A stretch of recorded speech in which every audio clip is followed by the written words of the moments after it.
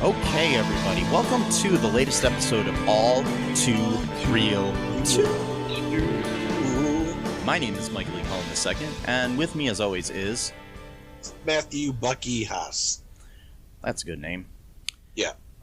Today on the show, we're covering the Disney Plus television series, the black guy with the wings and the white guy with the arm. Yeah, you know that show, you know, Captain America, but not really Captain America. It's the other guy. You know, the guy that was like a sidekick, right? The guy with the wings. Yeah, the guy. The fellow with the wings. And then there's the guy with the arm. The white guy with the arm. He got like a metal arm that's really strong. A metal arm. I just thought he had an arm. I didn't know he had a metal arm. No, he's got two arms, but one is like a regular arm. The other, what, you thought the guy didn't have any arms? What? Oh, I just thought he had arms. Oh, well, most people do have arms. In fact, I mean that's just oh wait, the other fella has arms too. Well, yes, he does. I mean, he needs to fly, so Yeah. He's got wings and all that stuff too. The one lady in the show, she has arms too.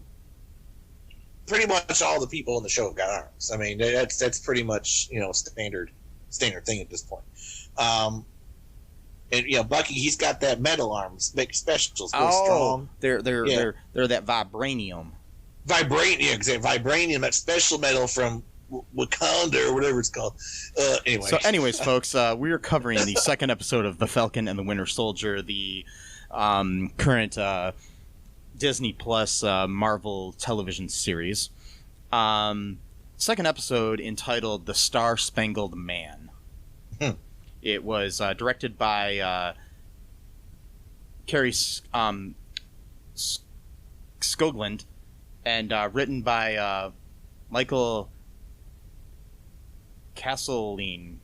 I can't say people's names. I'm sorry if I'm butchering this, people. I really am. Yes, and this originally aired on March 26th, 2021. Mm-hmm. So, in this episode, we open up with scenes that do not include the guy with the wings or the guy with the arms. But the actor we do see has arms. Yeah. He's got two of them, in fact. Mm-hmm. Yeah. You know who's got a lot of arms? Who's that? Doc Ock. Yeah, that's true. Yeah. Okay, anyways. Back to the show. We open up with John Walker, the new Captain America, in his high school locker room. There's about to be a big celebration for the announcement of the new Captain America. Walker is visited by his wife and basically trying to, give him the encouragement he needs to go out there and stuff. Yeah. So we're kind of humanizing the character a little bit. We also have his buddy, his army buddy,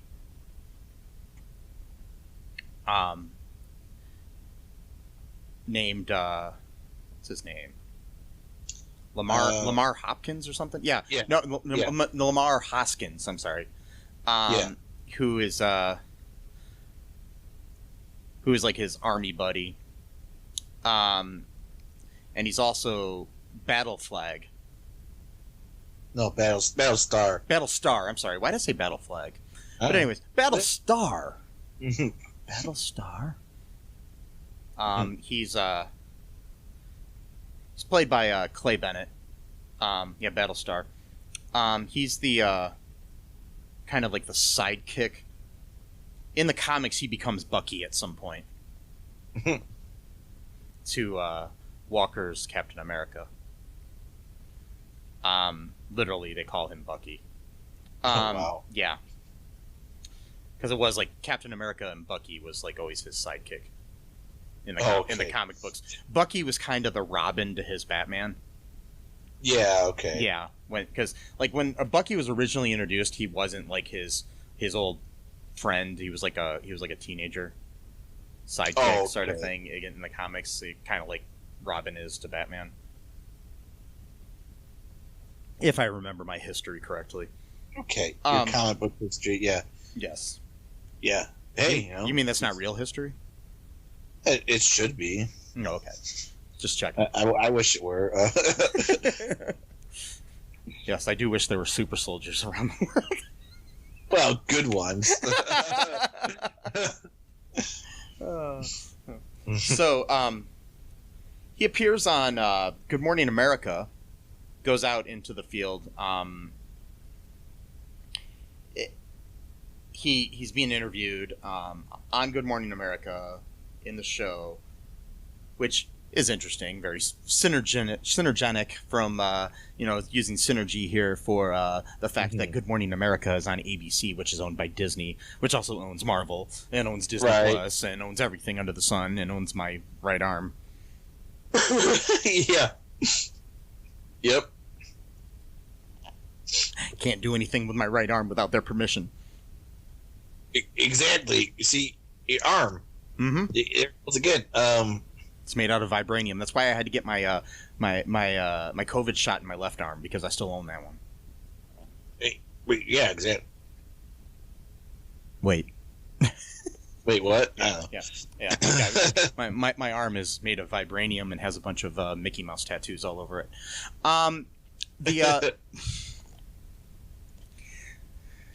That's just something I did on my own. Anyway, so what else happens here in this episode? We got this interview on Good Morning America. Well, he's kind of like it's interesting. Like, they are trying to humanize him because he's really nervous. He doesn't really quite feel worthy, but maybe more so than Sam does, because Sam really doesn't feel worthy at all. But he might feel sort of worthy, but he's still like he's basically not like a completely arrogant person. Like, he's at least seems like, I mean, who knows, but like it seems like that's at least the view he's giving to the public.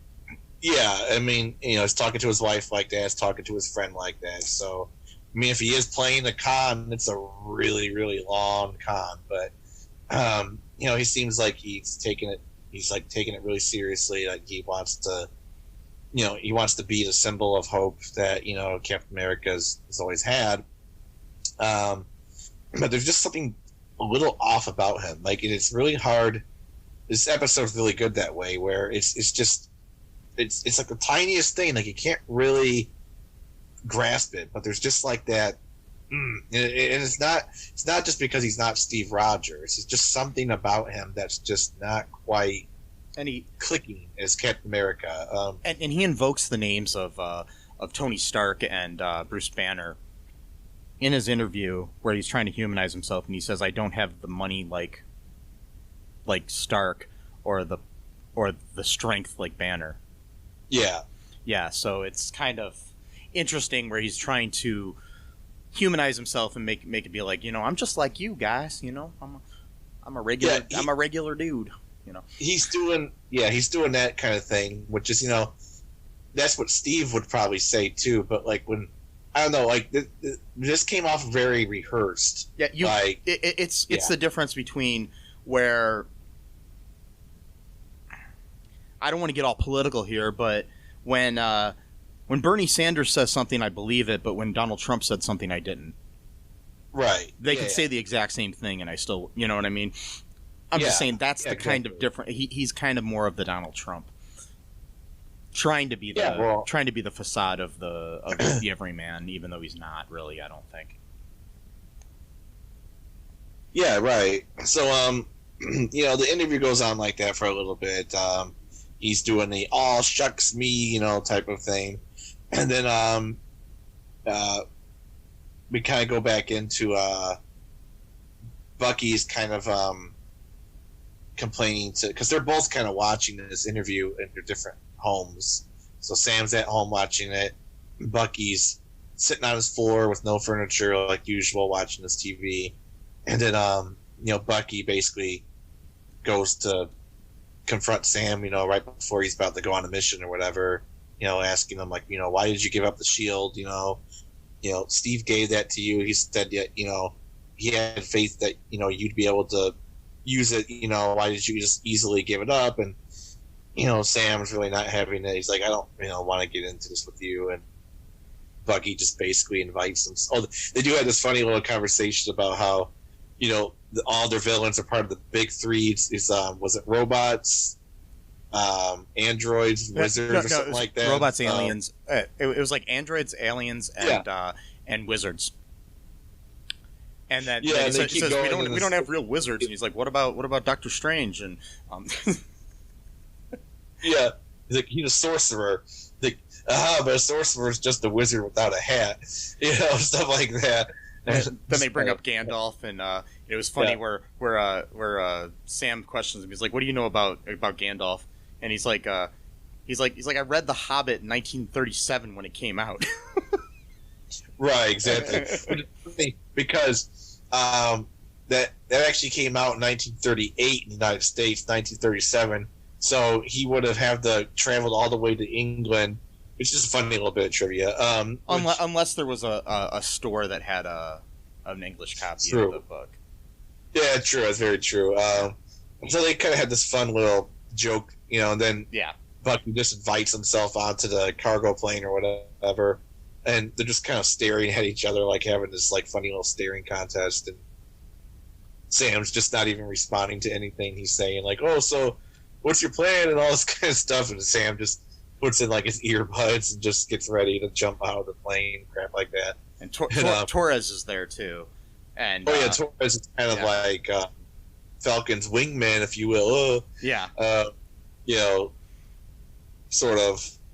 And then he's like, "I do have a plan," or whatever, and he just jumps out, which is interesting because, like, I think in Iron Man, was it Iron Man 2 or I forgot which one, or basically Iron Man says the exact same thing to someone else. He's like, "I do have a plan," and I forgot what he says, but he just jumps out of the plane right after that. He's very Iron Man-ing it. And then Bucky asks for a chute, a parachute, and Torres tells him it's too low for a parachute. Right. And then he's like, "That's okay, I don't need one anyways." And he just jumped because he's a super soldier, and so he just lands on the ground like all flip-floppy, and everything. So, right. And then I liked the little humor there where Sam's like, "Don't think I didn't get that on video." Right. Yeah. With his what's this thing called? I forgot the name of that. Redbird. Yeah, Redbird. Yeah. So they go on to this. There were scenes before that though where they were like there was these posters of John Walker that say "Cap is back," right, and stuff like that, which is like, ugh. I know, it's such propaganda. I mean, and I hate to keep bringing up the whole Trump thing. Yeah, but it reminds me of the "Make America Great Again" thing. Oh yeah, I mean it really does. It's very political. It's very America's number one. Yeah. I mean that's the reason why they even wanted to bring back a new Captain America, was specifically because the world has superheroes, but we need something that's just for us, type of bullshit. Yeah, it's like whatever. And it's like that's not how Steve. I mean, yeah, his name was Captain America, but that's not how he viewed himself. I mean, like, yeah, at the beginning he was doing the whole, propaganda tour at first, but he didn't even really want to do that initially. He just kind of went along he didn't really like the whole idea where like punching Hitler and all that kind of crap, at like the USO shows or whatever. Yeah. He didn't even really want to do that kind of stuff. He just did it because he thought that he had to. Whereas this guy, I think he kind of enjoys it a little bit. So I don't know. I don't know. It's kind of hard to say yet. Well, hopefully they do some more development on John Walker, which I'm sure they will. Yeah. So when back to like after they land, they're going on the mission, which is to take down the Flag Smashers. Yeah. Which are people enhanced with super soldier serum, and they're in Munich, and they're smuggling what appears to be medicine, like vaccines or something of that nature. Wilson, through his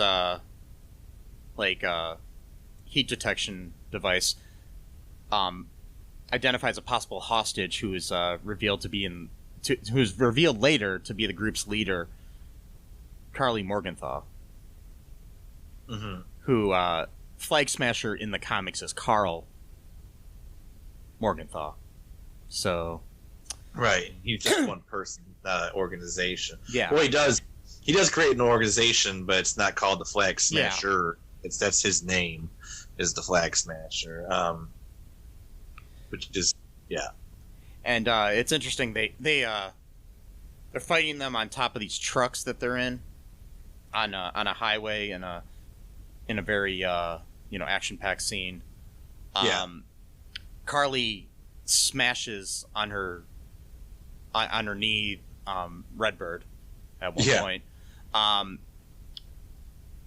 Then we have Hoskins and Walker show up. They basically help them fight, and it's interesting because Walker's using a gun. Steve only really used a gun in the first movie that he was in. That was during World War II, and he only used it like once in a great while. Oh wow! But once he came to modern times, he never touched a gun. Oh wow! So, because in the comics, it's implied by the fact that he never uses a gun in the movies, is that he's a protector, not an enforcer. Right. So, yeah, exactly. So he's basically, just trying to protect people with his shield, as opposed to shooting them with a gun. Right. Well, that was kind of the whole plot of Captain America: Civil War too, is that he didn't want to like sign the Sokovia Accords because he didn't really want like government oversight and enforcing all this stuff. He wanted. Yeah, he didn't want to be used as a weapon, basically. He wanted to be free. Yeah, exactly. Whereas Tony felt guilty about what happened in Sokovia, so he thought, yeah. And there are good points to both sides, unfortunately. Yeah, but, there were. Yeah, it's a sad thing where you can't really have a definitive answer there. Right. Yeah, exactly. And that's what makes civil wars exist sometimes. I mean, well, honestly, a lot of civil wars do have a good side and a bad side. Anyway, so I don't know what the hell I'm talking about. No. But good conflict doesn't have a clear-cut answer usually. Yeah. So Walker and Hoskins help them escape, basically, through their actions and everything, and basically, Walker then he ends up requesting that Wilson join him in aiding the GRC, which is the Global Reparation Council, to quash the ongoing violent post-blip revolutions. But Barnes and Wilson refused to join that. Right. So already we got the new Captain America kind of working for the government as opposed to, And it's kind of interesting because you see the two teams, one white guy, one black guy on both teams, sitting in this Jeep at one point together, right, across from each other, and it's kind of like they're like good and bad versions of each other in a way. Yeah, it's like it's sort of like just one is a propaganda tool, Which again, both of those guys might actually be sincere, but they're being used as a propaganda tool. And the other ones are natural. They just came into their roles in a natural way. I mean, Bucky obviously was a agent of Hydra for like 60 years or something like that. Being, I wouldn't even say brainwashed, being programmed. There's a difference. Yeah. Being brainwashed means that you still have bought into an idea, but being programmed is literally you're being programmed. Like, like it's a subtle difference, but it's still a difference. Yeah, it's kind of kind of scary that he had to deal with that all that time, and it was like basically he knew what was going on. Those memories that he has is exactly. He was cognizant of all the killings he committed and shit. There is a point too where Walker basically says to Barnes, or not to Barnes, but to Wilson. He says to him, he's like, you could be my wingman. Yeah, exactly. And it's like, no. It's like, fuck you. I'm, and they're talking to each other and asking, like Barnes asks him at one point, have you ever fallen onto a grenade like Steve did in the... Oh, right. Yeah. And Walker says yes. So it's like, what the fuck, He says yes, but he says that he's got this helmet. So again, it's like everything that John Walker does, it's like he's just trying to mimic what Captain America, what Steve did. Yeah. But not the exact same way. It's the surface level stuff. So yeah, exactly. When Steve jumped on the grenade, he was just wearing t-shirt and his pants. He didn't have he didn't even have any kind of tactical gear on at all. Like, and he did that to sacrifice himself so that none of the people in his crew would get hurt. Yeah, and he was still skinny too at the time. He was before he didn't have superpowers. So with this guy, like, Steve Rogers jumped on a grenade, so I should jump on a grenade too. But when I do it, I'm going to make sure that I'm protected. It's like, you see, everything he does is like he's just trying to mimic Steve, but do it in such a way that it's just like for show almost. Like, yeah. Did you want to take a quick break here, Matt, and then we'll come back and talk about the rest of the episode? Yeah, sure. Okay, we'll be right back, folks. Do that.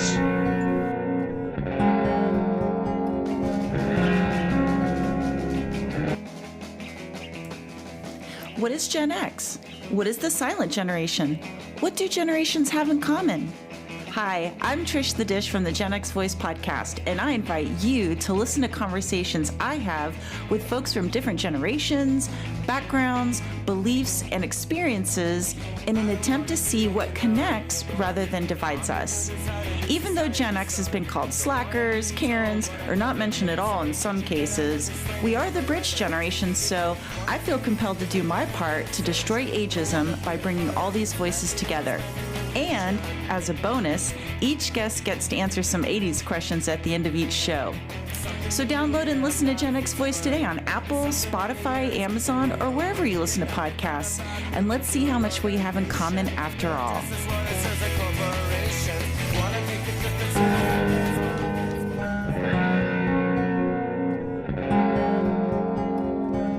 And just like Cap, we are back. I don't know if I liked that, but I'm going to keep it.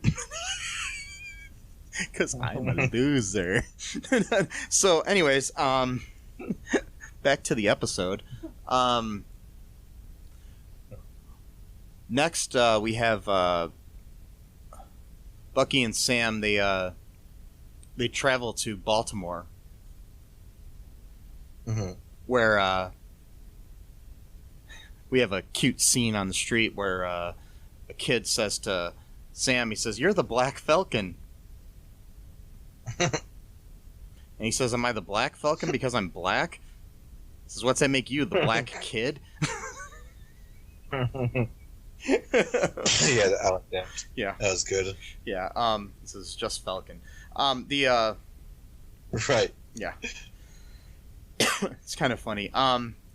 Anyways, we go to this like rundown house with like bars on the windows and doors. And Wilson introduces Barnes introduces Wilson, I should say, to Isaiah Bradley, a veteran from the Korean War. He's an African-American gentleman, too, played by Carl Lumley, who we find out is a super soldier.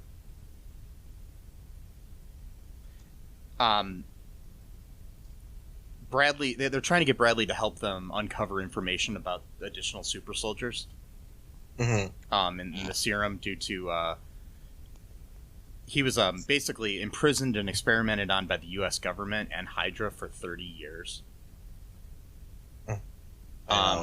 Yeah, which has its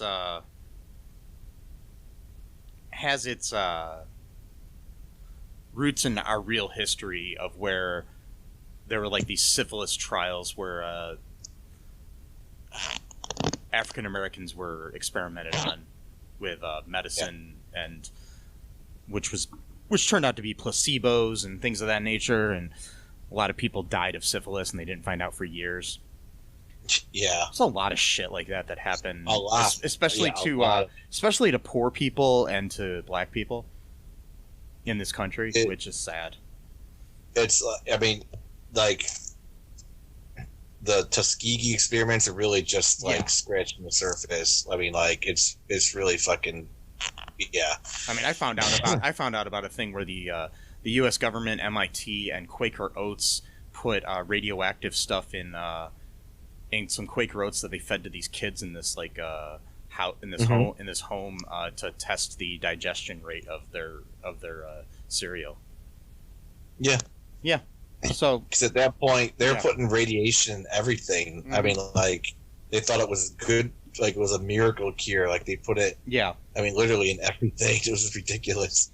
So, good times in this country. Yeah. Let's make America great again. Like, yeah. That's why I hate that phrase. Because tell me when America was great. I'm sorry. I know I'm getting off on a little tangent here, but just tell me when it was great. At what point? I mean, are we talking about the Tuskegee experiments? Are we talking about? I mean, like, what's the era that you imagine to be, the perfect time? I guess We're talking about the riots in Tulsa back when. Are we talking about the Leave It to Beaver times where only white people actually mattered? What are we talking about here? Yeah, exactly. Anyways, back to the show. Don't put politics in my comic books. I don't like this show because if you get woke, you go broke. Oh my god. Which I absolutely hate that phrase. And anybody that says it, why don't you just admit that you're a fucking bigot? And I said it. Who said that to you? Like, where did that come from? Like, I've heard it several times, and it's usually these middle-aged white dudes that look much like myself, but are completely assholes who don't like the fact that there's a black person or a gay person or a transgender person or something like that in their media. Right. Yeah. Well, I was just wondering because there actually is that phrase in the show Woke. The show where the guy's like a comic book creator. Yeah, that show Woke.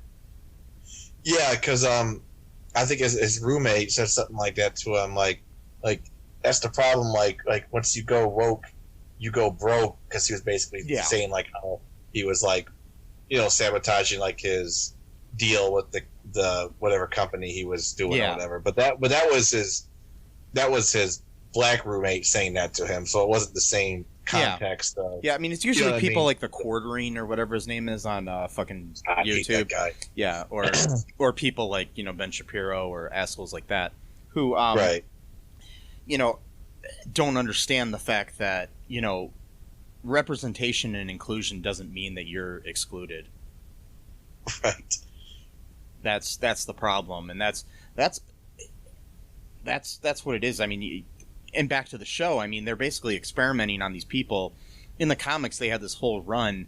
I guess it's a really good comic where they were experimenting on a bunch of black people. And Isaiah Bradley was basically, at one point, Captain America. Mm-hmm. But it was like secret and pushed, and it was basically pushed aside, and Steve Rogers never even knew about him. Right. And just like in this, like Steve never knew about him. Because Bucky never told him about him. But in the comic books, I guess like all these African American people became like deformed, and they were experimenting on them basically to create this serum to help white people. But they didn't want to experiment on white people, you know. So, well, yeah, of course. Yeah. But yeah, the get woke go broke thing though. Back to that really quick. Basically, people were saying that about the TV show Batwoman. When they said it even before they recast the role of Batwoman with a black actress. They were saying it because there was a lesbian character, and now that there's a black lesbian, it's like, oh no, the world's gonna end. You know, it's like, fuck. You know, they're just trying to force us to accept that lifestyle. Yeah. You know, they're just trying to force that down our throats. And all the people complaining, you ask them a question like, have you actually watched the show? No, they haven't. Well, no, exactly, because I'm not going to watch it because I don't want. Yeah. I don't want like one lesbian kissing scene throughout the entire. And I'm seeing a lot of things like that about this show too. Even like I don't like the whole race angle and the stuff that they're doing on the show. Right. Blah blah blah blah blah. Yeah. People, wake up, people. Yeah. Anyways. Alex Jones here. Tell you about the globalist plan. Here's the idea, folks. I've changed my views. Everything's cool. Watch the Falcon and the Winter Soldier, and Batwoman. This has been a fake Alex Jones here on the show. Bye bye. Okay. Anyway, so what we're gonna do here is basically go back to the plot. Yeah. So he's not willing to help them. Right. And then there's a scene outside where they're just basically fighting in the like verbally fighting, not like physically fighting. Right. In the street in front of Bradley's house, and cops come to try to break up this argument. Right. And for some reason, they need like 4 cop cars or something. And then they realize who Sam is, and they're like, "Oh, I'm sorry," you know, like, but they were more focused on Sam. They were asking Bucky, like, "Is this guy bothering you?" and shit like that. You know, like, exactly. Oh, you know, a little bit of racism there. But you know that never happens in the real world. No, don't bring politics in. And plus, too, like, you know, it was only once they realized that he was Falcon. I mean, he was just like going to be any irregular black guy. That would have been a much different situation. They could have shot him. Yeah. Because that's how situations happen, like George Floyd and other things. Sure, I mean, but he was trying to steal something, so it's different. Anyway, so that's what people will say. But yeah. So back to the show. I think I'm getting a little bit too political here. So, who peed my cereal? Anyways, they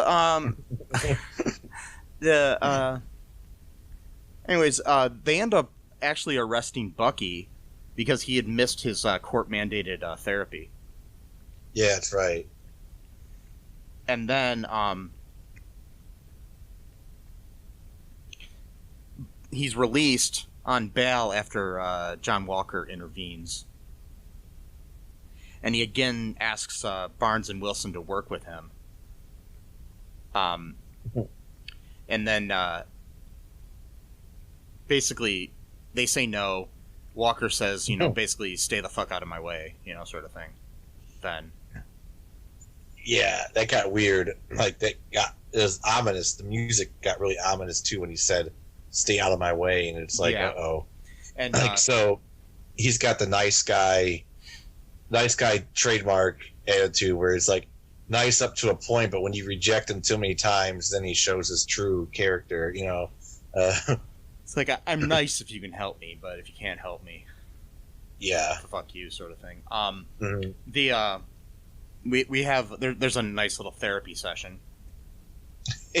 Yeah, you got the what I like to call is the Sam and Buck Ann of it all. Sam and Diane is a reference to Cheadle. No one knows. No one under our age knows that. Yeah. But I was proud of myself when I came up with that. I'm like, oh, Sam and Buck Ann, I like it. Yeah. So they've got this like whole like back and forth sort of thing, and they're forced to like look each other in the eyes and do all this other therapy bullshit. But a lot comes out in that actually. Yeah. Basically boils down to the fact that they are pissed off at each other for different reasons. Mm-hmm. And you know, with Bucky being mostly mad because Sam gave up the shield, and then and then it comes out that, you know, basically the reason he's upset is because Steve picked Sam for the shield and had faith in him. And so if Steve was wrong about that, then he must have been wrong about Bucky. So it's more about himself than it is about Sam, in a way. You know, he's like, he's projecting the whole thing. Where it's like, now he's like, you know, was Steve right at all, basically, is what he's going through in his head. Yeah. Which makes complete sense, you know, because especially where, you know, Steve forgave Bucky for all the shit that he did. And realized that at his heart, Bucky's a good guy. Yeah. And had no control over what he was doing. No, he didn't. I mean, he was completely programmed. I mean, that's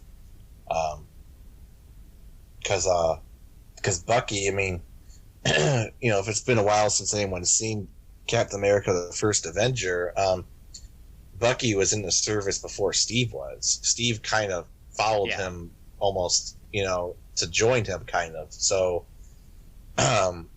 without Bucky, there would have been no Captain America, essentially. So, and I mean, it boils down to the fact that he's also just pissed at the fact that Sam gave up the shield, and he thought Sam was worthy of the shield, but Sam still doesn't think that he is. And it's like to the point where it's like, well, Steve picked you over me. Was he, you know, there's probably some jealousy there too, you know? Yeah. Even though he's come to grips with it and understands why he can't be the new Captain America, but he wants he wants Sam to be the new Captain America because he even though they hate each other, he trusts him, you know, and he thinks that he's the good guy, you know. They don't really hate each other, but they have that love-hate, you know, Sam and Diane thing, like you said.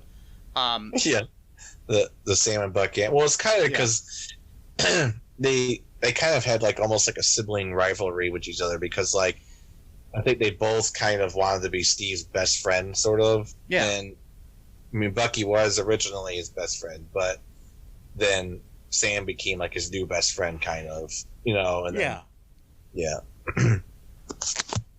and in a lot of ways, they're both like parts of Steve, you know, in a way, you know. It's like their influence in their lives are from Steve. So after that, and then they're released, and they basically tell Walker off that they're not going to help him.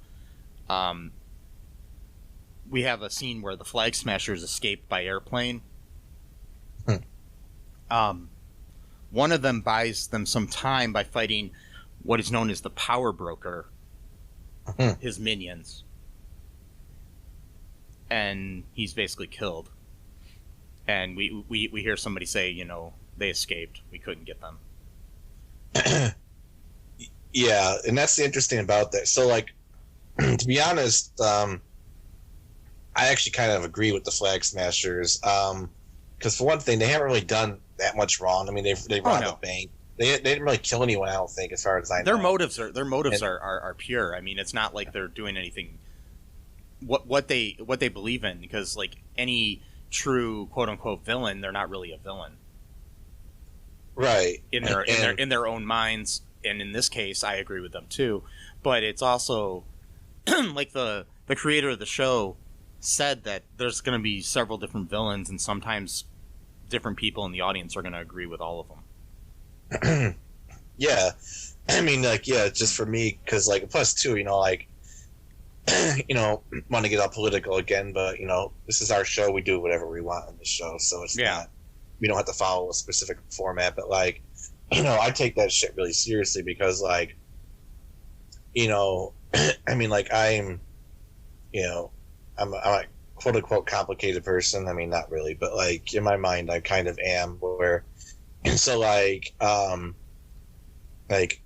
what's the word I'm looking for? I got introduced to the idea of world citizenship way back in like 2003 from the Baha'i religious community, because there's, you know, a lot of Baha'is used to have like a sticker that said world citizen on it, and and I got one of those. Someone gave me, I think you gave me that, actually. Maybe it was that someone, I don't know, someone gave me a sticker that said world citizen on it.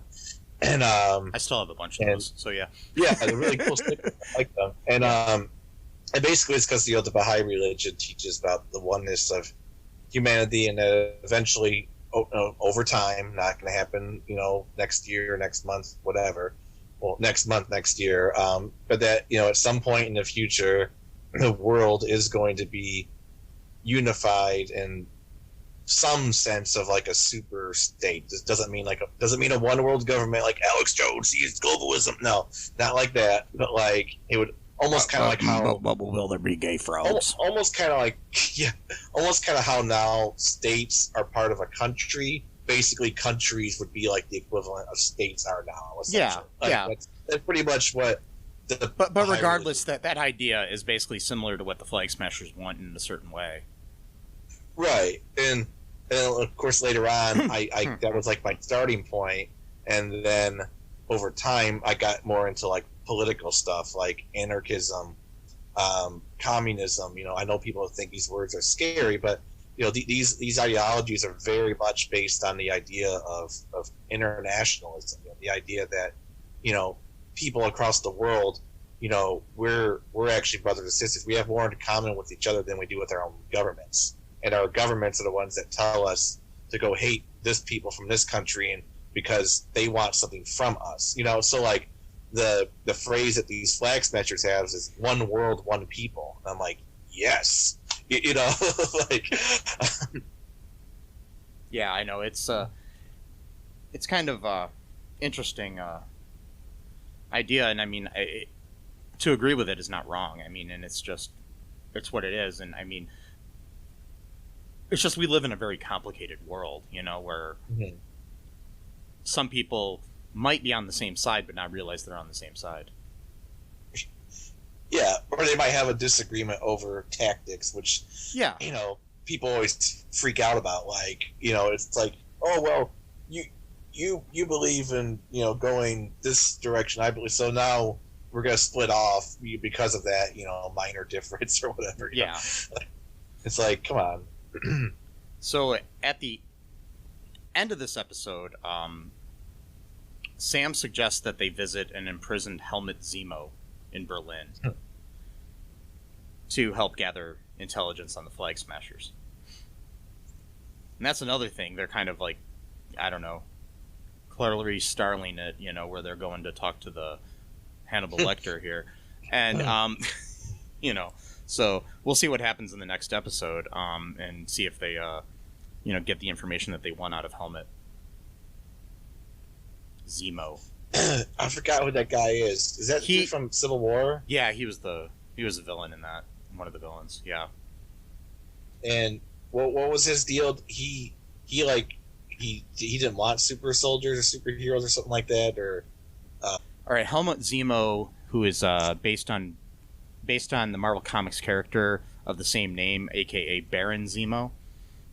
He was first introduced in Civil War. Zemo is a colonel from the elite Sokovian commando unit, and seeks to avenge his family's death during the Avengers battle with Ultron. He uses the United Nations Sokovia Accords to his advantage, and despite Steve Rogers learning about his plans, he manages to pit Iron Man and Captain America against each other by framing the Winter Soldier for a bombing in Vienna, which killed T'Chaka. That was T'Challa's dad, and revealing that the Winter Soldier had killed Tony Stark's parents while under Hydra's control, effectively fracturing the Avengers. With his goal complete, Zemo attempts to commit suicide, but is stopped by T'Challa and taken into custody by the authorities. Everett Ross supervises his incarceration, where he mocks Zemo for failing in his efforts, but Zemo indicates otherwise. Zemo returns now on this series here, so yeah. Okay. Yeah, now I remember. I only saw Captain America Civil War once. I loved it, but I never watched it again for whatever reason. Yeah, that reminded me too of like how even in Endgame, I don't think Tony really completely forgave Steve probably until like the very end of the movie, because I remember that movie was just so good because there's so many layers to the relationship that they had. And I remember specifically when Tony first gets rescued by Captain Marvel, and he's like getting his vitals checked and everything, and he's just going on about like, you remember I had a dream about this, talking about a suit of armor around the world, and you said no. He said, we'll fight together, and I said we'll lose, and then he says, oh, we'll do that together too.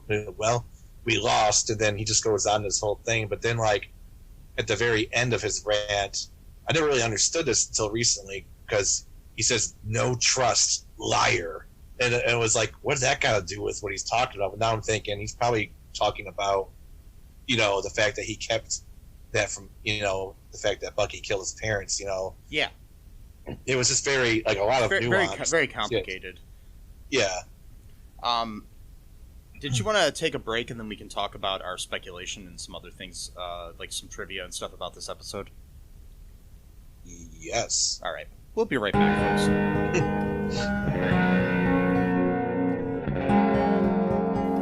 It's the ninja from the Ask the Angry Ninja Show saying, come listen to the show. We got the Ninja Wife to give you your movie reviews. We got the Conscript to give you the ninja news. And we got the Battle to talk about your sports. And as always, it is the Ask the Angry Ninja Show. So ask me a question, and we'll give you the ninja knowledge you need for your ninja life. Search for us anywhere you get your podcast from. Just search for the Ask the Angry Ninja Show and enjoy the show. And we are back. Yeah, so we did forget to talk about, what was it that you wanted to mention, Matt? Oh, just like, the Flag Smashers are basically like staying at like a safe house. Cause like, in I think it was still in Munich, I think, yeah. Because, and that revealed that like, a lot of people agree with them, like around the world. Like they're like apparently like they're underground, but like there's still a lot of people who like what they're doing. So like we still don't really know like the extent of how chaotic the world is now that everyone has returned. So like we hear about how a lot of people actually, over the past 5 years have gotten used to the new normal. And now everything's just thrown back into disarray for the second time, essentially. And so we don't really know exactly what's really going on, but apparently it's really complicated because, like, people's citizenship are being thrown into, like, question and just all kinds of stuff. And yeah, this person basically let them stay, like, at his house and made a bunch of food for them, gave them internet access, made up a bunch of beds for them, and they're very grateful for this too. It's like they truly believe what they're doing. Like they're not arrogant. They're not like, they don't act like villains. Like they super grateful that this guy and his wife cooked a bunch of food for them, gave them beds, internet, all that kind of stuff. And Morgenthau gets a text saying, you took what was mine. I'm going to find you and kill you. And that's probably the power broker. And, yeah, I think it said that on the screen even or something. But yeah, that's interesting. Yeah, we'll find out more about the power broker. I got a little bit in the trivia here too about that. It's okay if I read the trivia now, Matt? Oh yeah, yep. Okay, so here's some trivia that I found on the Internet Movie Database. The song playing for John Walker in the stadium at the beginning is a marching band version of Star Spangled Man, which is also the title of this episode. The song, written by Alan Menken and performed for Steve Rogers' USO tour during World War II in Captain America: First Avenger. Bucky says he's called the White Wolf. This is a nickname that was given to him by local children while he was recuperating in Wakanda, as revealed in Black Panther's post-credit scene. This is the first appearance of Isaiah Bradley. In the comics, Isaiah was one of a group of African-American soldiers who were the first test subjects in an attempt to recreate Project Rebirth that gave Steve Rogers his enhancements.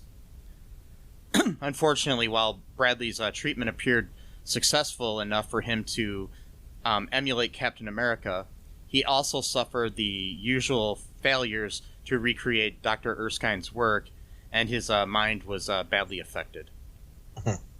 And I just want to mention something, too, that Stanley Tucci played Dr. Erskine in the original movie.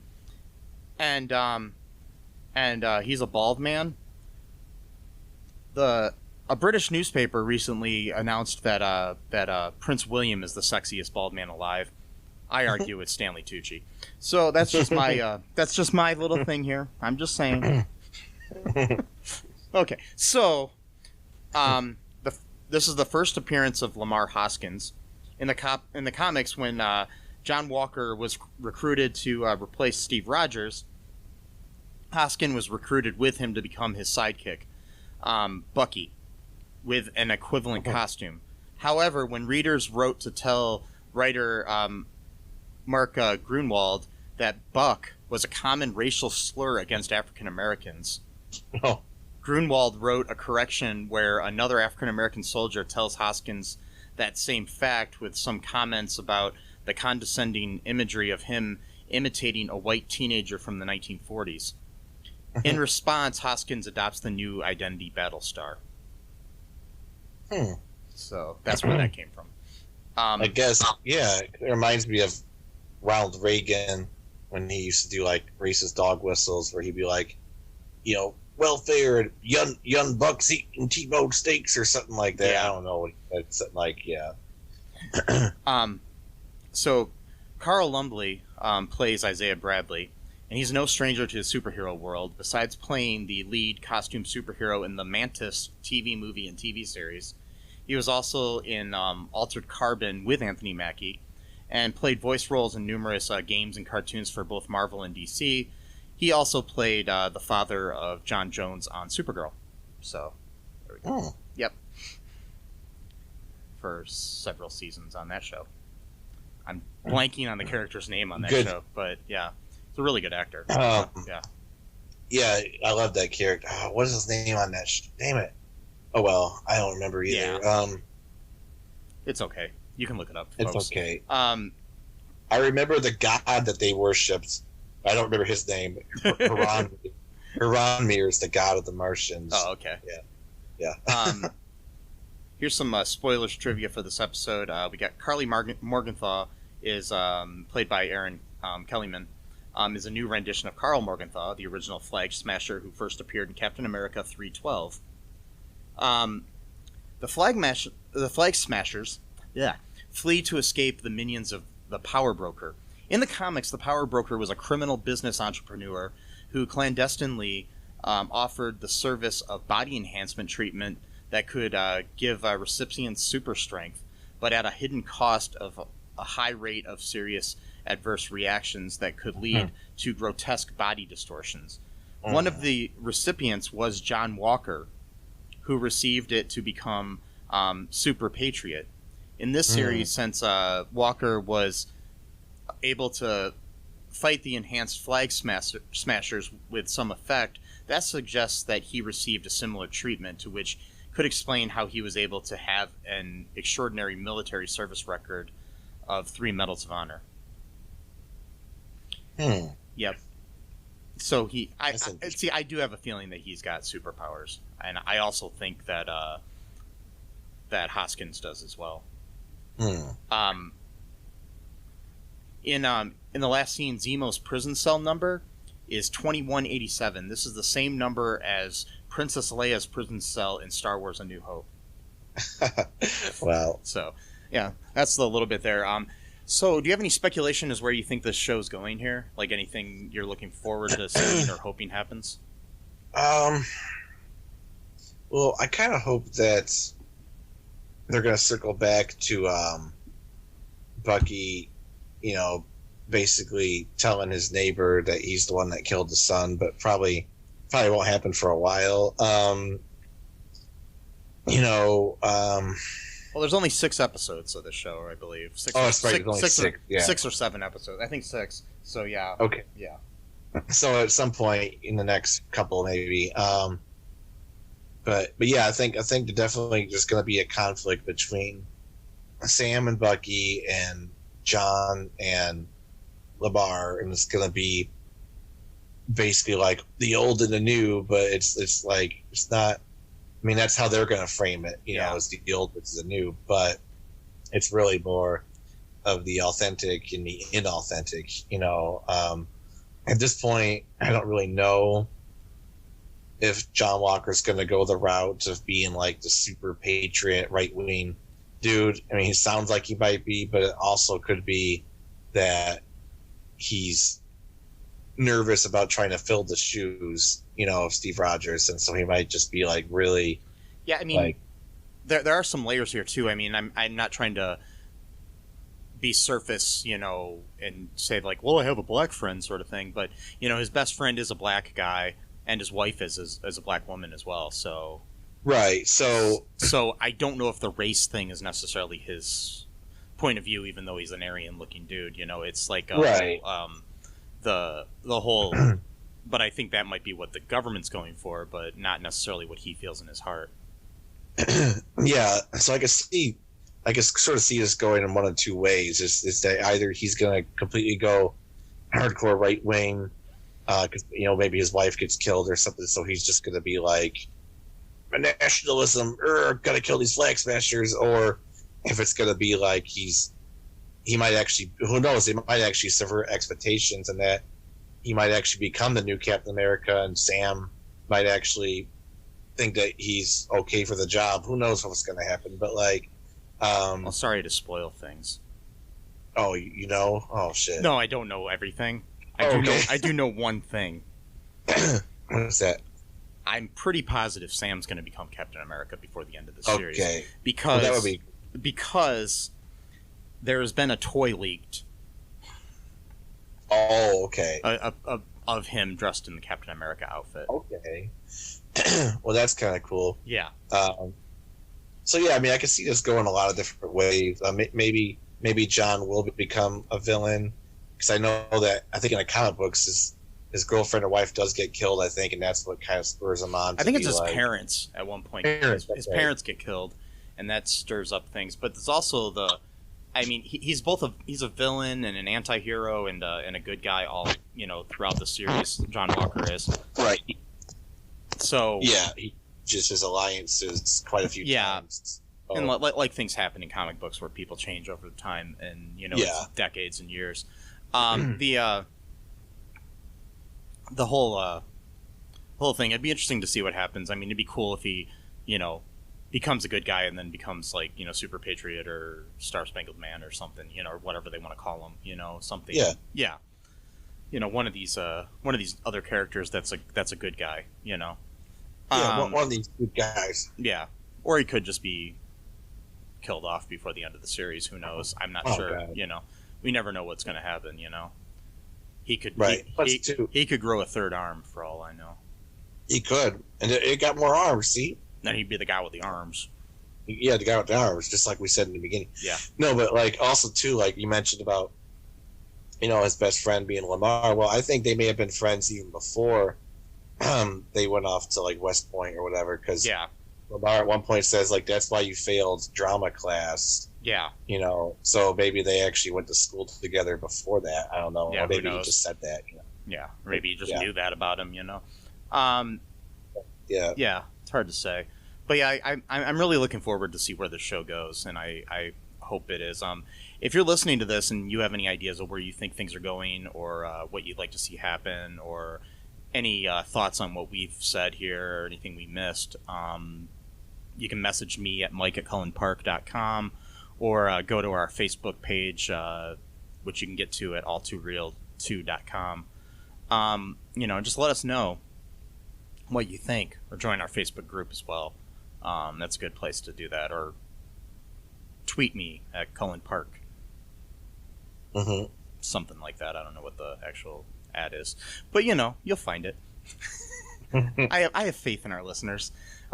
Make sure you go out and you know, give us a good review. You know, I'd like that, because that'll help people find our show. People like my friend Howard at work, who I said I'd give a shout out on this. Hi, Howard.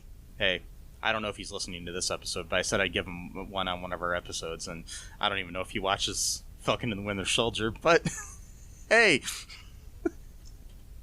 I did it. So there we go. But here we, you know, just, you know, make sure you stay good to each other, people. You know, wear a mask,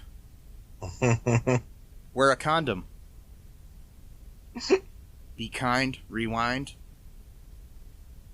don't litter. You know. Yeah, don't litter. No shirt, no shoes, no service. Wait, that doesn't make sense. Well, you know. I mean, you can listen to this podcast all you want without your shirt on. I don't care. Yeah, anyways, you know, or your shoes. I'm not wearing shoes right now. So, you know, it's all good. So, yeah, like I said, be good, people. Matt, you be good to people too, okay? I will. I'll try. Okay, promise me. Yeah. Okay, good. I promise. All right. Bye-bye. Bye. Thanks for listening to All2ReelToo podcast, a Cullen Park production. Produced and edited by Michael E. Cullen II.